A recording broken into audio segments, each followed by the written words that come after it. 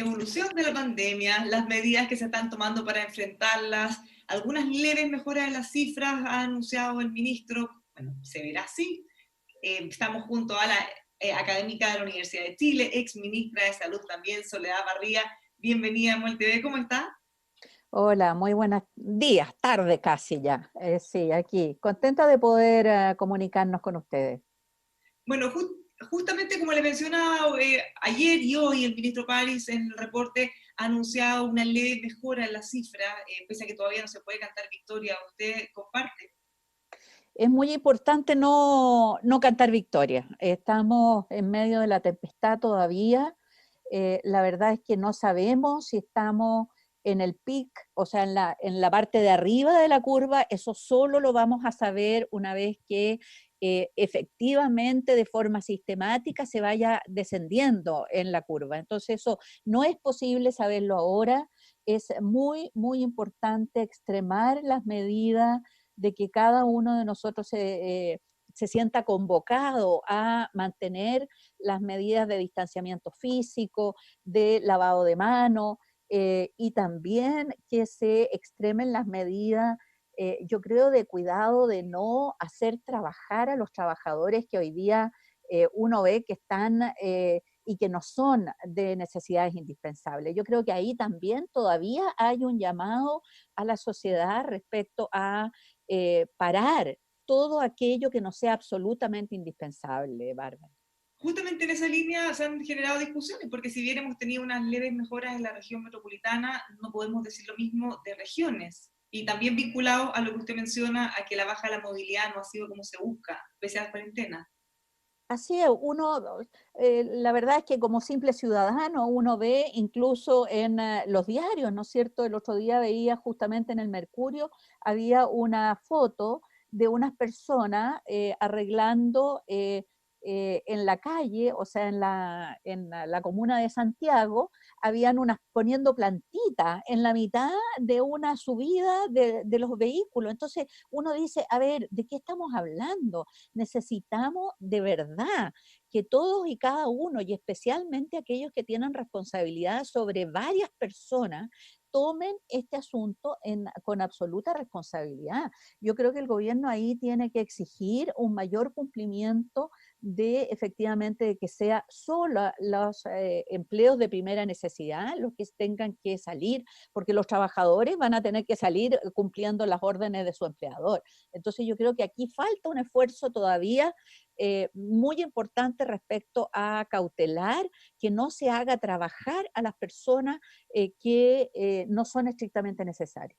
Bueno, justamente eso deriva a otro debate. Uno por el lado de que en este caso que usted menciona, por ejemplo, así como en la mayoría de los trabajadores, no son ellos quienes deciden si pueden seguir ejerciendo la función o no, sino que los empleadores. Y por otro lado, cuando el gobierno ha señalado la responsabilidad o irresponsabilidad más bien de gente que sale, aunque la gran mayoría, según hemos visto en las fiscalizaciones, sí cuentan con sus permisos. O Es sea, no que están yo creo, a ver, yo creo que para combatir la pandemia no tenemos que echarle la culpa a las personas de que no están cumpliendo, porque eso no es así. Las personas están cumpliendo, se están quedando en la casa. Es obligación del Estado, del gobierno en primer lugar y también de los parlamentarios aprobar las leyes para hacer posible que se queden. Por una parte, hay que exigirle a los empleadores que no pueden ir a hacer trabajar a las personas que no son de absoluta necesidad en estos trabajos. Y en segundo lugar, que las personas tengan algo con que alimentarse. Obviamente, las personas que no tienen, porque se han ido aprobando algunos apoyos, pero bastante agoteras, concordemos, Bárbara, que primero fueron 65, que luego ahora se aprueba un número mayor que puede llegar a ser 400.000 pesos para una familia de 4 personas, pero que recién se va a empezar a pagar pronto, ni siquiera se ha empezado a pagar.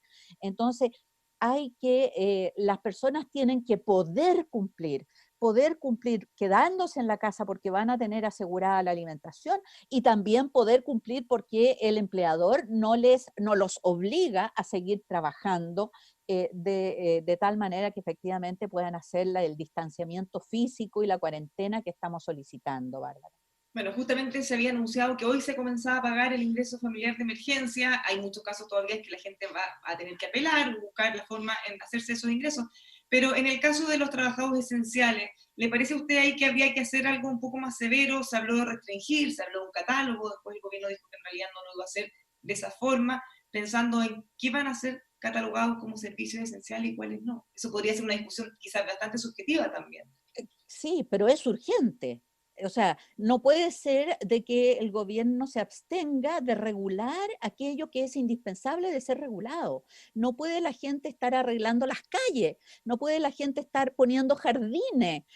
Por una parte, aparece en la televisión que condenamos a aquellos que hacen ir, ¿no es cierto?, al club de polo, pero por otra parte, los municipios están haciendo que cambien las florcitas, digamos, en el camino. Entonces, esas discordancias yo creo que hay que tomarlas urgentes. Necesitamos que todo el mundo se quede, ojalá, en la casa, con el adecuado alimento y sin la obligación de los empleadores para salir a trabajar. Yo creo que las personas, cuando son convocadas de verdad y cuando están viendo que todos nos jugamos en hacer cumplir, porque la verdad es que el contagio, Bárbara, se controla allí donde se producen los territorios, ya sea en el trabajo, ya sea en el barrio. Entonces necesitamos, es muy importante el trabajo con los municipios, con los centros de atención primaria, en el caso de salud, que trabajen con las organizaciones sociales, con las ollas comunes. Ellos son los que tienen en este momento la clave, hay que trabajar con ellos para que se utilicen los elementos de cautela frente al virus, por cierto, utilizando la gran y maravillosa capacidad de organización de nuestra gente, por ejemplo, en ollas comunes, en apoyo, etcétera. Hemos visto que han disminuido, salvo hoy que subió un poco en realidad, el número de contagiados, pero también al mismo tiempo ha disminuido la cantidad de testeos diarios que se han reportado, salvo hoy, que subieron las dos Eso es cosas. muy preocupante, Y sí. quiero preocupar porque uno quizás se pudo haber cuestionado en algún minuto que fuera un problema en laboratorio, pero finalmente es que, según ha dicho el ministro, menos gente está acudiendo a testearse y están buscando una forma para salir ellos a testear a la gente, incluso a sus casas.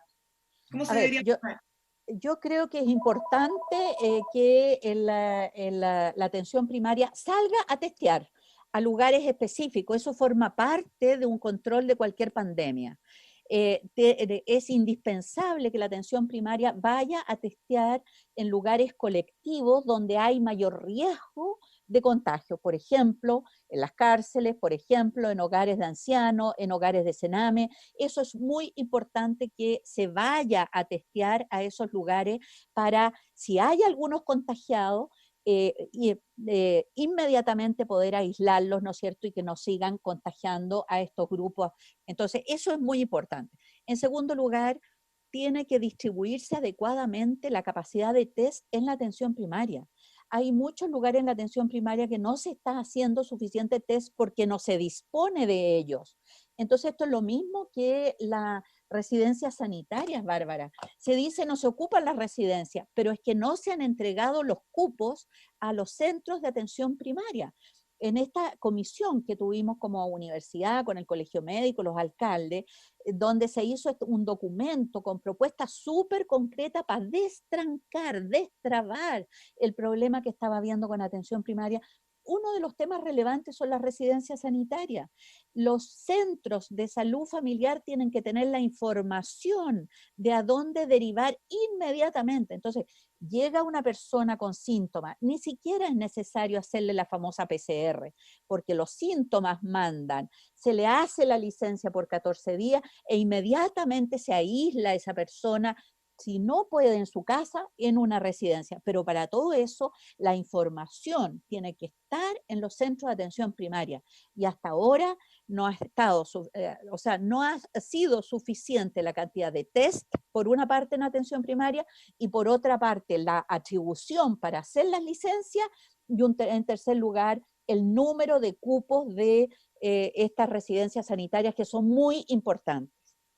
Así como usted menciona el problema de la residencia sanitaria, ¿usted cree que eso puede explicar por qué, por un lado, se informa que tenemos miles de cupos, pero muy baja ocupación en comparación Pero con es eso. que, exacto, es que si esa información no está en los lugares donde llega la gente a pedir apoyo porque está enferma, esos cupos tienen que estar no en un número central, tienen que estar a disposición y que saber, Pedro Aguirre Cerda, que le tocan tantos cupos en tales residencias, El Bosque en estas otras, Recoleta, ¿me entiendes? O sea, necesitamos organizarlo. Para eso tenemos un sistema de salud profundamente organizado, donde existen los centros de atención primaria en cada localidad y ellos son los que tienen que tener el número de cupo, el número de test adecuado y la posibilidad de hacer las licencias médicas. Si eso no se destranca, vamos a seguir con este discurso general de que las residencias están pero no se ocupan.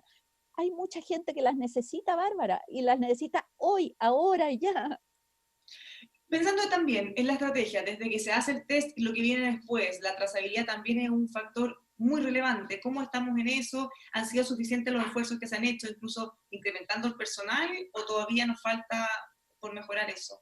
Todavía nos falta, Bárbara. Yo creo que los municipios han hecho un tremendo esfuerzo para, desde hacer sistemas autónomos, como algunos de ellos tienen, readecuar o llevarlos con planilla, como sea, de distintas formas. Se han allegado recursos, pero todavía no son suficientes. Nosotros, por ejemplo, que en la universidad tenemos internos de séptimo año de medicina, Bárbara, que estamos desde esta semana, están yendo a reforzar los equipos, 150 internos de medicina, pero son necesarios en las comunas dicen queremos más, necesitamos más. Recién ahora, ayer, el ministro París dijo que iba a haber 50.000 millones para la atención primaria, entonces se necesitan más recursos para poder ir haciendo todo esto. La incorporación de personal no es así, o sea, se necesita plata para hablar francamente, para poder contratar también en atención primaria a más personal y, por cierto, todos los apoyos, nosotros como universidad, otras universidades también, otros voluntarios han estado también colaborando, pero todavía falta. Porque imagínense que hay cada día 4.000, 5.000 personas nuevas que hay que contactar, que hay que saber cuáles son los contactos de esas personas, que pueden ser entre 3 a 15 o más, cada uno de ellos. Habría que contactar a cada uno de esos contactos. Entonces, 50.000 millones incluso es poco para el esfuerzo tremendo que se está haciendo hoy día en atención primaria para poder trazar lo mejor posible, no solamente la atención primaria, también la Seremi, los servicios de salud, los hospitales, en fin, yo creo que esto es un esfuerzo conjunto, pero hay que destrabar estas situaciones que rigidizan en el nivel local, porque evidentemente si a usted le van a dar una licencia por 4 días, dígame usted, a los 4 días va a tener que volver a ir a pedir la siguiente licencia y va a seguir contagiando. Necesitamos al tiro, inmediatamente, 14 días de licencia, se aísla en su casa, ojalá no vuelva a la casa si no tiene las condiciones, sino que inmediatamente a la residencia, porque ya el centro de salud sabe a dónde derivar, ojalá eso ya hoy día esté resuelto. ¿Usted ha visto cambios desde la llegada del nuevo ministro, ya sea en estas materias, en el cambio de la estrategia Yo también? creo que ha habido cambios, pero ya llevamos 11, 12 días, entonces a mí me angustia un poco eso. Yo creo que ha habido cambios en materia de transparencia de los datos, ha habido cambio en sumar voces desgraciadamente no se tomó en cuenta la propuesta de hacer un nuevo comité de crisis. El gobierno creyó que se quería cogestionar, yo creo que no es eso. Se quiere incorporar a la ciudadanía toda a un esfuerzo que no es solo del gobierno, insisto, esto es de toda la ciudadanía. Por eso que a mí me parecía muy buena idea la posibilidad de ampliar, ¿no es cierto?, en un nuevo consejo que incorporara, por ejemplo, los trabajadores de la salud no están incorporados en ninguno de los consejos. Yo sé que el ministro se ha reunido con unos y otros, pero no, entonces falta que se sientan parte efectivamente y eso podría haber sido con una ampliación del consejo, ya sea de la mesa social o bien la creación de uno nuevo.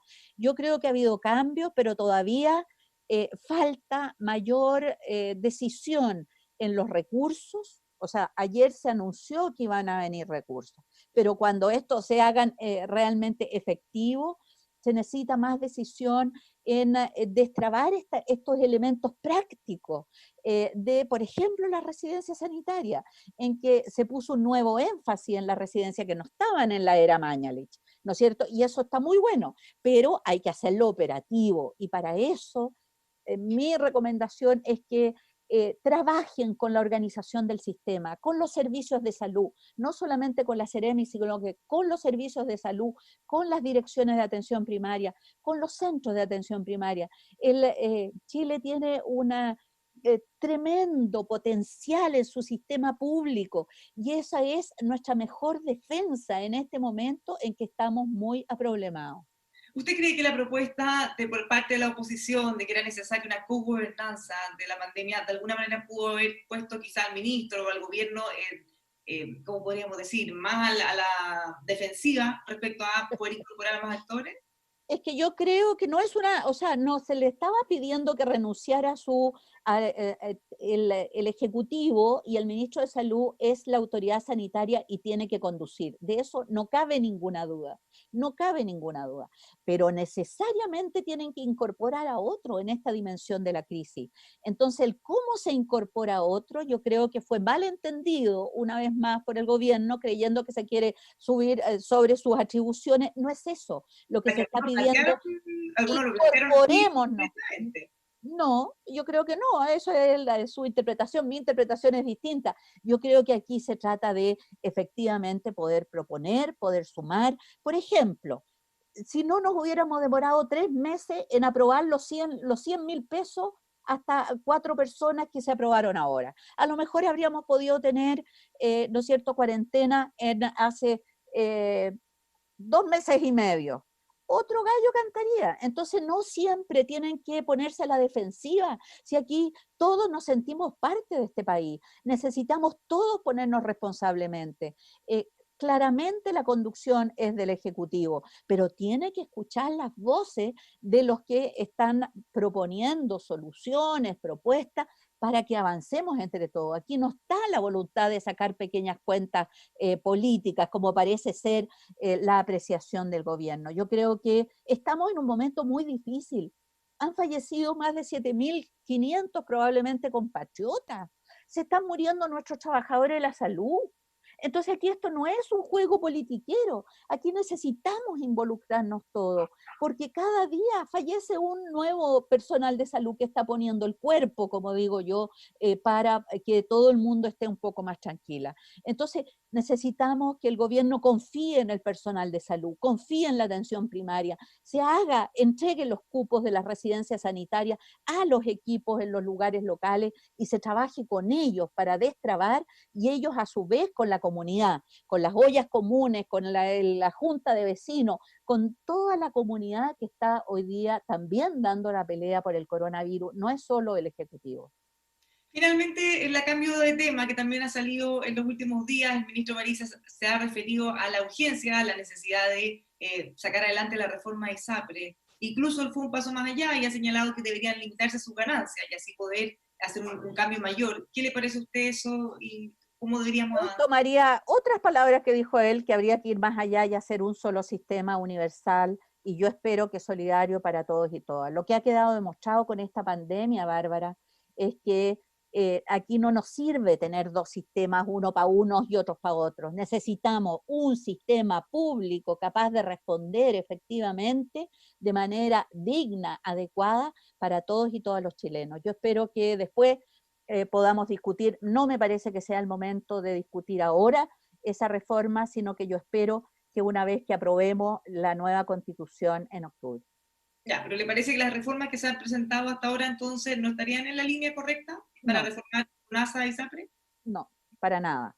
O sea, la pretensión de reforma que se puso en FONASA, si hubiera estado funcionando, habría sido un desastre esta pandemia, porque efectivamente no es el seguro el que puede conducir el sistema de salud, sino que tiene que ser el sistema en su conjunto. Esto no se hace con un bonito por acá, un bonito por allá. No sé si usted ha visto que ha respondido a las necesidades de los seguros privados, por ejemplo. Yo creo que no, es el Estado y el sistema público el que responde a las pandemias. Y necesitamos tener un sistema público digno, adecuado, bueno, financiado para todos y todas. Ese Hasta es, yo ahora, creo, altura, el verdadero desafío.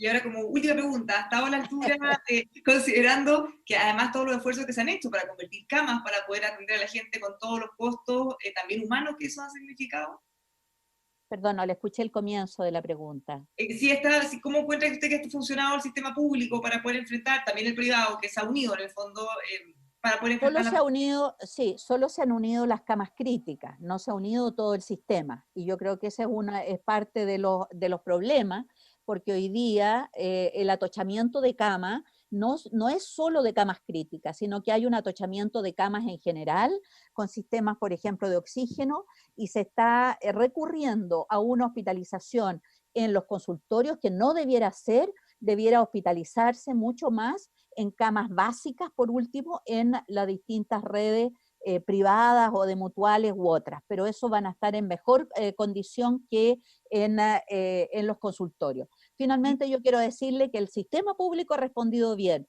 El problema es que la orientación estratégica del gobierno no ha sido la adecuada, porque si bien puso y mejoró, y eso está bien, que haya mejorado la capacidad de camas críticas en los hospitales, se le olvidó que lo que hay que hacer es evitar los contagios. Y evitar los contagios significaba incluir a la atención primaria y trabajar en los barrios, que es donde se producen los contagios. Se puso todo la orientación en mejorar la capacidad hospitalaria y nada en la parte más preventiva, que es la más importante a la hora de una pandemia. Muchas gracias por haber conversado con nosotros, que tengan un muy buen día, Soledad. Muchas gracias, Bárbara. Chao. Los dejamos invitados a que sigan informándose junto a nosotros en emol.com.